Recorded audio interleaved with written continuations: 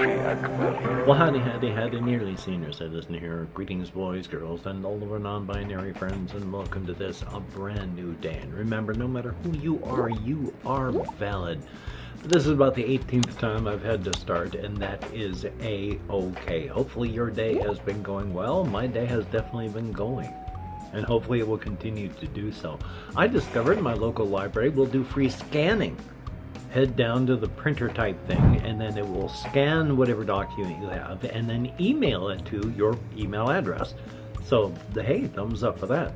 I've been wanting to draw some maps for the upcoming game that I want to do, solo and then show it off as a hybrid type of everything and then kind of sandboxy type it.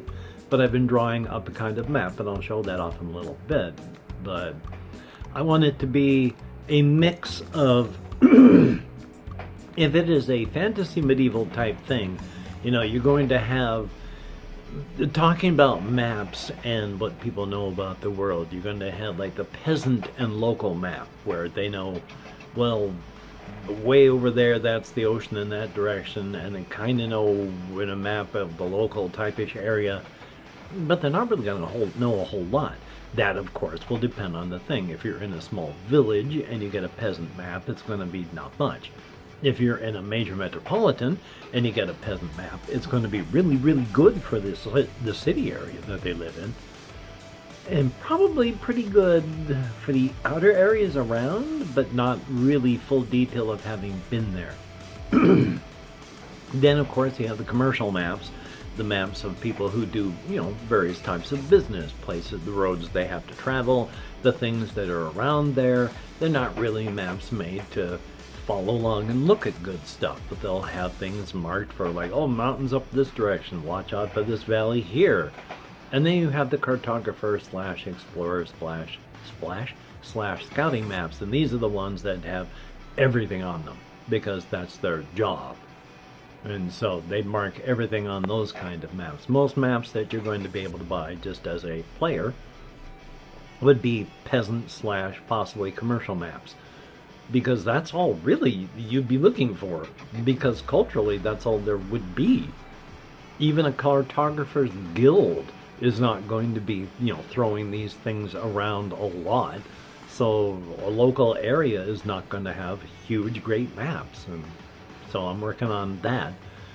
Yay! So that sort of thing is still going on. I really want to start up and do more D100 Dungeon, as well as 4 Against Darkness, as well as Note Quest, as well as get Fabled Lands going, as well as I've also been talking to the person who writes the Demons and Dungeoneers game books on Facebook, and I want to run more of those properly as well. So thumbs up. So that'll be a good thing. I got all sorts of things I want to do. Game-wise, computer game-wise, I still have Fallout New Vegas I'm working on. I have been enjoying the DLC, but it is a challenge. I'm used to being mega tough and having the collar around my neck, being limited to where I can go, and not having my weapons with me. I'm still mega tough, but it takes me like 4 punches to take down stuff that normally I would make explode with my normal weapons. Still though, I have hit some of those things properly with one hit and the head goes kasploosh, so hey, got him like a headshot. So that's a good thing. Anyway though, that's a good game, and I still want to do more recording for that. Also, taking a look up on my list, smoke alarm. I partially talked about this before, I believe, where not long after I had first moved in here, my smoke alarm up there, I don't know if you can see it up there, there it is, it had gone off, scared me to death. I was sitting over here, my charge was playing on my computer, and that thing went off. When I told the guy in charge of the place about it going off, it was like, I understand, it hurts, but I understand. When they had figured, first time for most people, they just figured, you're probably smoking inside there. And that's a reasonable thing, because I have found evidence in the community center of people who have been smoking where you shouldn't be smoking. So that's a semi-reasonable thing to figure if someone comes in to complain about it going off. But it's been a lot of people lately who have been complaining about it. And the last time it happened here, I was getting my bed ready, and it happened in my neighbor's place too. So this is, once is one thing, but twice you've got a problem. Especially with so many other people with their issues. And then talked with the main person in charge, and he was mentioning how, smoke alarms, some of them are this, some of them are that, they're too sensitive or not sensitive enough, but they're sending off a email. This morning I went in to ask them about it, and they said, yeah, with their smoke detectors here, if you have a window open, and I have two, if you have a window open, street emissions from the road can set it off. You know where we are? We're next to a major road. They said pollen can set it off. Oh, that's not a problem here where we're surrounded by trees. Oh my God. So yeah, they're trying to figure out what they can do, because I'm not the only person that's just been going off just because. So joy, oh joy. Like I say, the automatic assumption of, smoker, again, I understand, but I don't smoke. I'm not a smoker. I don't smoke nicotine. I don't vape nicotine. I don't do anything like that. And anything that's not nicotine, I do not smoke anywhere near here, because this is my only home. With my income, I am disabled on fixed income, and I am economically priced out of housing. If I lose this place here, I'm on the street. I'm not going to be smoking anything that would get me kicked out of this place and off the campus here. So, yeah, I'm not a smoker that's going to be setting that thing off, nor would I be smoking anything anywhere near this place.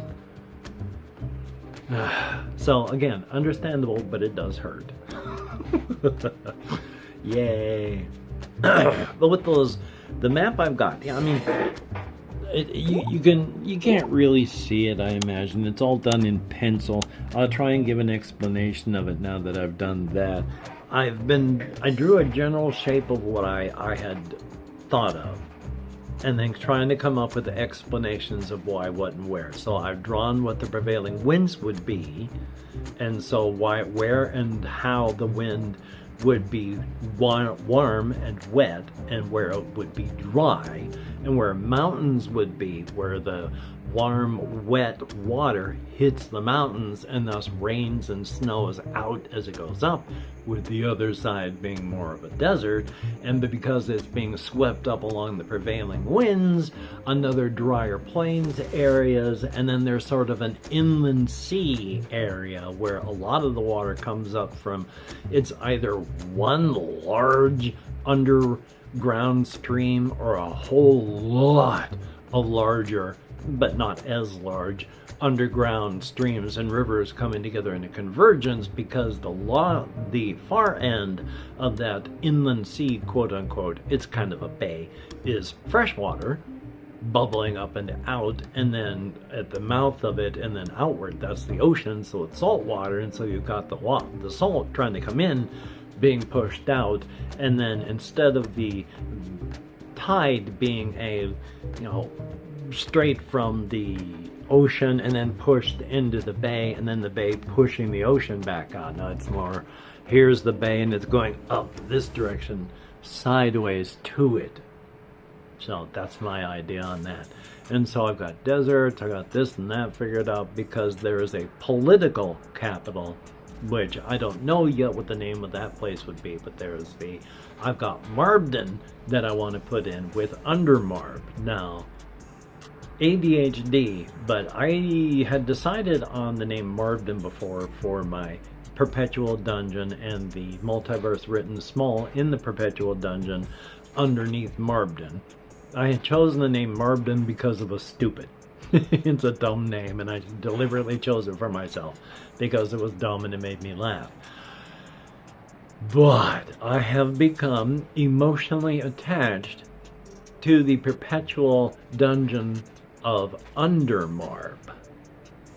And since it is a pictographic language with Marbden as a symbol, and then a slash for underneath, and then the generic symbol for town being town under Marbden, Undermarb, I have an emotional attachment to Undermarb, so I'm sticking with Marbden too, even though it's really stupid. Chosen deliberately because of that. Yay! So there's Marbden. I've got a couple other the bigger places that I want to place, but then most of the map I just want to have blank. Even the cartographers have got most of it blank. But even at that, even the stuff that's drawn, you have to remember it's still all metaphorical. It's still just a metaphor. I mean, even the maps that we make, the ones that are drawn, if they're not satellites, they're all metaphors. It's the best metaphor we can make, but it's still a metaphor. And so I'm only going to try and get close, because remember, if you got a map in a fantasy type setting like that and it shows a pile of rocks in the middle of what looks like a plain and it's marked as, you know, a Barkster Point, just because that's a one pile of rocks in the middle of nothing doesn't mean it's all by itself in the middle of an actual plain. Why would they have written the rocks down if they're not a problem, but they are a landscape event, but the one place does stand out? So you mark that place. You might sketch in a few foothills around there, but largely because it's not important, you can get there with no issue. You just show the little pile of rocks where the actual point of interest is, and you don't really mark other than, hey, there's plenty of food and water here. It might take a while to get there because it's a heck of a trail. And so just because it's all by itself doesn't mean it's really all by itself. So I want to have the map made up as I go along, but I want to have enough weird stuff in it. Kind of like as you reveal it on Fallout New Vegas, because the map looks mighty empty. And there are spots where it is that there's nothing going on. But there are plenty of spots in there where you turn a corner and tucked inside of a little spot where you never would have thought is something pretty major. So that's a good thing, and I want to keep that sort of thing going too.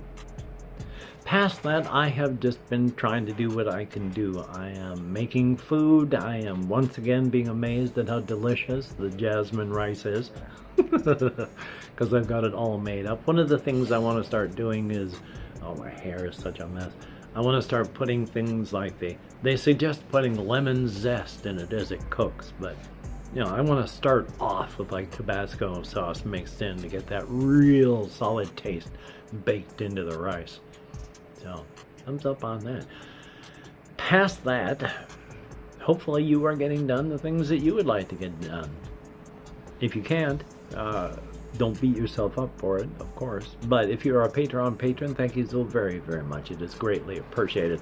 You keep me from being a badly, badly hurting monkey, and oh my gosh, is that appreciated to no end.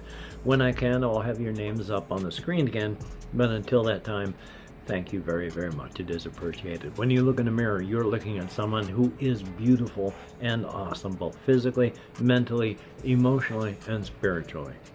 That's a good thing. For people that leave me comments, thumbs up, and thank you so much. I want to do a whole lot more of things like D100 Dungeon and such. And I'm hopefully going to get that done. I've got all sorts of stuff that I want to get